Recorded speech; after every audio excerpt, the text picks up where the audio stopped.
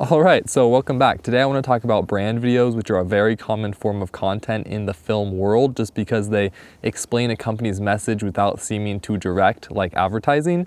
And usually they have a kind of straightforward strategy for creation, but I recently came across this Arc'teryx brand documentary series, which completely blew my mind. Like, it took everything to the absolute next level, and I think should be a precedent for how brand videos are made in the future, just because it is so cool and it really sold me on the product. So let's dive into a couple of the techniques they use to really encapsulate their message through filmmaking. So this series is called Obsessive Design, and after a bunch of research, I found the production company that makes it, and it's called East Cherry out of Vancouver, BC. And these were directed by Matthew Dean, and the DP was Callum Gunn. So that's a little bit of background on who made it, but jumping into the actual subject matter, I just love the combination of different forms of media that they used here, and that's my biggest takeaway, I think. It's just so cool to combine all these different aspects. An advanced skill set and rapid progression in fitness. So at the beginning of every episode, they have a little intro that gets you psyched on the topic, which is about 30 seconds, just a nice encapsulating little teaser. And down mountains really fast. Most of the explanation in this brand doc is done through voiceover, which I'm not always the hugest fan of, but they used it in conjunction with on-location sound, which I think works really, really well. So if you look at this scene right here, you can see.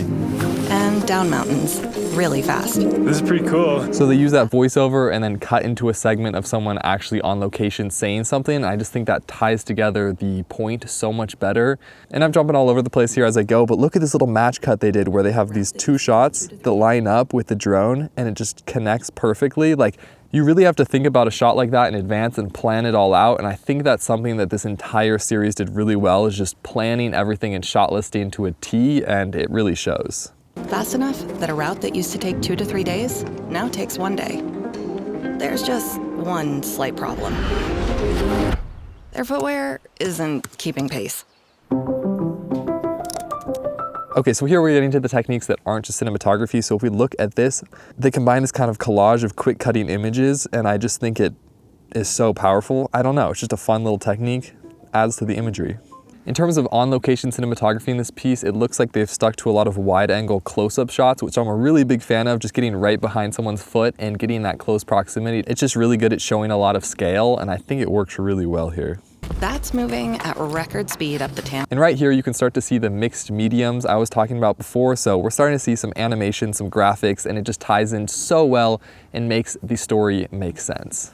And here's that photo collage effect I was talking about before. It just looks so good combining these little snippets where you have not just a full image, but it gives you the vibe. I don't know, I love it. Okay, so back to cinematography, editing, and planning. Look at this shot right here with this shoe where it steps up on it and then they match cut to inside of their facility. Like, to plan out those two shots, I mean, you have to be so prepared and just know what you're gonna do, and it really pays off in the final result, like I said. And then coming back and writing reports about it. I was involved in... And on the subject of the importance of planning your shoots, here's another really good example of where they took voiceover, wrote it all out in advance, and then went on location and shot a response to the voiceover that plays out like this. So you gave so much product feedback, they just created a role for you? Yeah, pretty much. All right, so I'll be honest, something like that might seem a little bit cheesy, but it's really just the planning and the execution that pays off to a pretty cool result. This one video is like a masterclass in filmmaking. Like, look at these shots where they just tied the camera down to the shoe and then connected to all these people where it passes along. Like, it's not genius, but it's just so creative and I love it. And it's so fun, and it's something that not everyone is doing in their brand documentaries, that is for sure. So now this video switches gears to the design aspect of this shoe, and it jumps into their production studio facility, whatever. And it's just really well lit. Everything looks good. The shots are great. Just great compositions. And yeah, I don't know, it's really well done. And now we get back to that mixed medium where you have the animation, you have the graphics that are just chef's kiss. It's so well done. I can't imagine how long it took someone to design something like this, but come on. I also want to give a quick shout out to the editing here, because the pacing is really on point. If we watch this little sequence right here. The team began to work on the Vertex Alpine, which took a long time to make. It's just really good pacing of really fast cuts and then a long shot, a pause, and then continuing the story. And yeah, I love it. And to add to our list of filmmaking techniques, now we have some stop motion animation. kind of 30 to 40 pieces. And here we have some more motion tracked graphics, which are just so great in combination with the sound design, just really pays off and shows their message. For decades on footwear for elite athletes. This breakdown is kind of getting out of hand just because there's so much to talk about. It's really endless, but to add to additional things, if we look at shot types, you can see this like probe shot that they used into the shoe to transition, which is just like another genius idea. So many cool things here.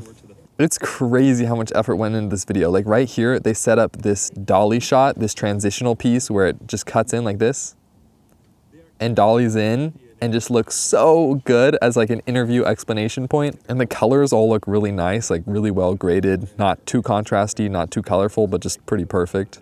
I honestly can't imagine what the budget was for this video. I mean, Arc'teryx is a huge brand and they have a lot of money, but this is so much production. It was probably at least 2 days out in the mountains filming, at least 2 days in studio filming all the close-ups and interview stuff, and then a couple days of pickups probably. So a lot of days, not to mention all the work done with graphics and post-production. So probably a really big budget for this video. And again, here we have that shoe connected shot, good transitions, summing things up, moving quickly. And then right here with the ending, the pacing is just so good in terms of editing in combination with the sound design. All these little clicks and sounds are really engaging. So our team in here will carry on keeping pace with the team out there. And whatever their next audacious goals might be, we'll be there to help bring them to life.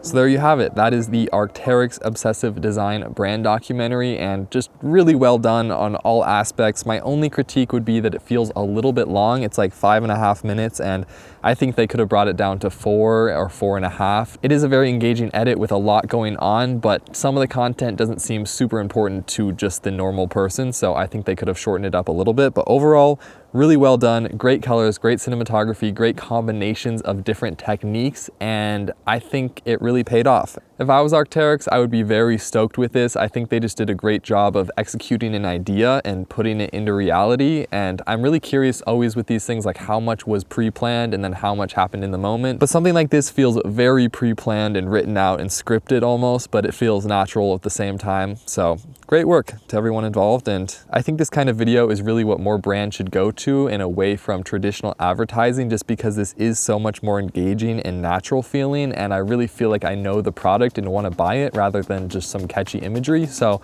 this kind of storytelling is really important. It's really well done in this video, and yeah, that's it for today. If you want to check out that full brand doc, click the link below. But thank you for watching as always, and I'll see you all in the next video.